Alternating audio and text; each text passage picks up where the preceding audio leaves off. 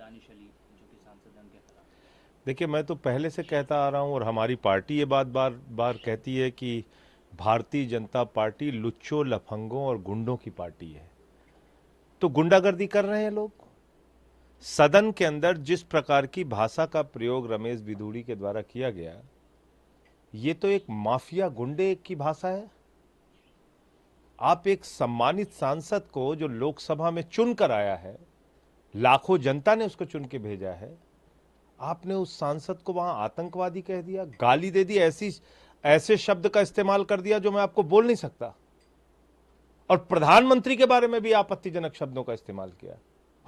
प्रधानमंत्री के बारे में कहा कि उनकी मृत्यु की कामना करते हुए ऐसे शब्द का प्रयोग किया जो मैं बोल नहीं सकता आपके कैमरे पे, कि फला किसी ने ऐसा कहा, किसी ने ऐसा कहा। किसने कहा? किसने कहा प्रधानमंत्री के बारे में वो सब बातें?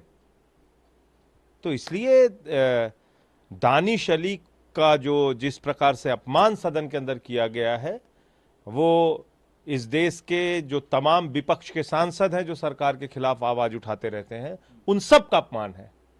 मैंने तो मणिपुर की हिंसा का मुद्दा उठाया सदन में, मुझे निलंबित करके बाहर कर दिया। इसके खिलाफ कार्रवाई क्यों नहीं हो रही? इसके खिलाफ अब तक क्या कार्रवाई हुई? कोई कार्रवाई देखा आपने? तो ये एक अजीब बात है कि पूरे विपक्ष को तो तुरंत सस्पेंड करो, बर्खास्त करो, बाहर करो, और जहां बीजेपी का सांसद है वो किसी को गाली दे, सदन में कल को मां बहन की गालियां शुरू हो जाएंगी।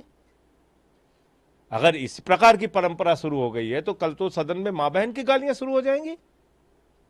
दानिश अली को जिस तरीके से उग्रवादी, मुल्ला, आतंकवादी और एक शब्द गाली का ऐसा बोला गया जो मैं कैमरे पे नहीं बोल सकता, यह क्या भाषा है?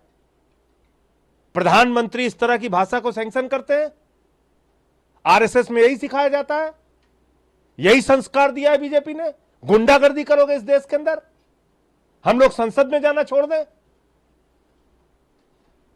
तो यह बहुत ज्यादा आपत्तिजनक है। अगर ओम बिरला जी में जरा सी भी नैतिकता है तो इस सांसद के खिलाफ कार्रवाई होनी चाहिए।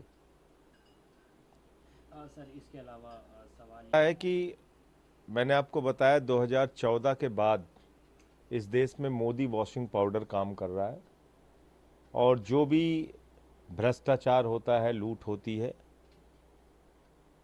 जो भी व्यक्ति बीजेपी में शामिल हो जाता है वो भ्रष्टाचार मुक्त हो जाता है, लूट से मुक्त हो जाता है, वो मोदी वॉशिंग पाउडर में धुल जाता है। जो भी बीजेपी के खिलाफ है उसके खिलाफ पूरे देश में उत्तर से लेकर दक्षिण तक, पूरब से लेकर पश्चिम तक जांच चल रही है, और उनको पकड़ पकड़ के जेल में डाला जाता है। फिर कहा जाता है कि आप हमारी पार्टी में आ जाओ। जैसे ही वो व्यक्ति जिसके ऊपर आरोप लगा रहे होते हैं वो पार्टी में चला जाता है, बीजेपी में चला जाता है, वो राजा हरिश्चंद्र बन जाता है।